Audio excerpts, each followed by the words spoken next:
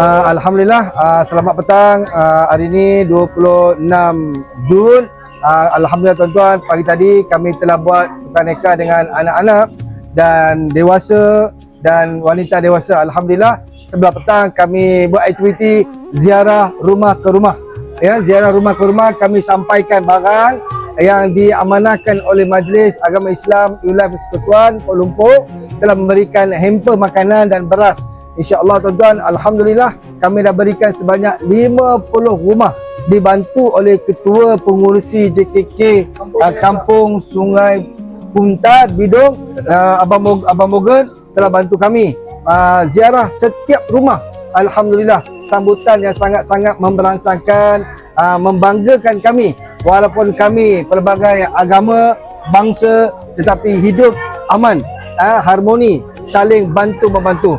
Abang mungkin boleh bagi sedikit ucapan dengan lawatan kami ni.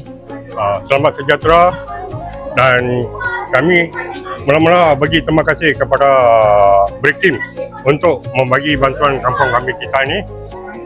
Pagi-pagi 26 tadi cakapnya kawan, 26 pagi tadi kita ada budak-budak semua sukaneka, dan petang ada makanan semua. Sekarang pukul 4 lebih kita nak bagi sumbangan satu-satu rumah, ample pula 50 rumah. Untuk syukurlah, banyak terima kasihlah kepada untuk yang bersama kerja sama kita semua. Terima kasih. Okay, Alhamdulillah. Urus setia yang telah banyak membantu kami menjayakan ziarah rumah ke rumah, terutamanya Perkim Cawangan Kuala Muda Sungai Petani dan Persatuan Ahli Hidayah yang banyak membantu membeli dan mengagihkan barang-barang ini. Kami Perkim Kebangsaan mengucapkan jutaan terima kasih yang tak teringat kepada semua yang terlibat membantu menjayakan program ini. Nama saya ialah Wasi Ventran Laki Ravi. Saya penduduk Kampung Sungai Buntar.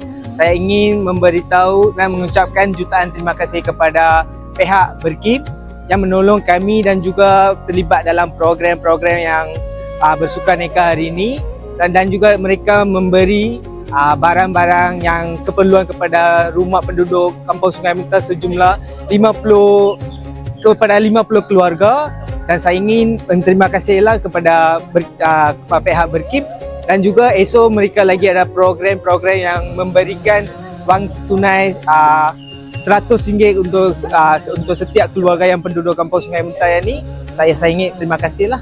Program ini memang berfungsi kepada penduduk Kampung Sungai Buntar, sebab kita tengok dalam Kampung Sungai Buntar ni ramai orang yang miskin pun ada orang yang boleh buat pun ada. Tapi barang-barang yang mereka bagi tu memang tolong kami lah, dan saya memberikan opinion. This program will be continue in future also, maybe in next year or in the upcoming days also. Thank you.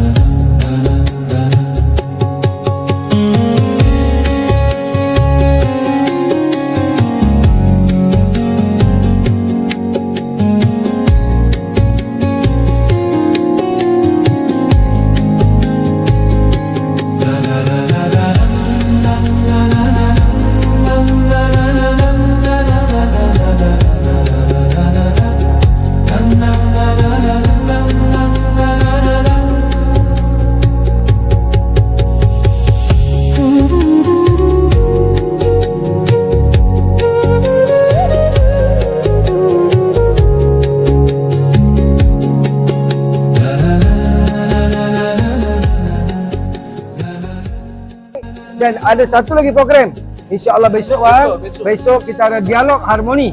Ya, jemput semua orang kampung datang untuk sama-sama kita, mungkin ada apa-apa yang abang tak faham tentang orang Islam, orang Melayu, mungkin boleh tanya.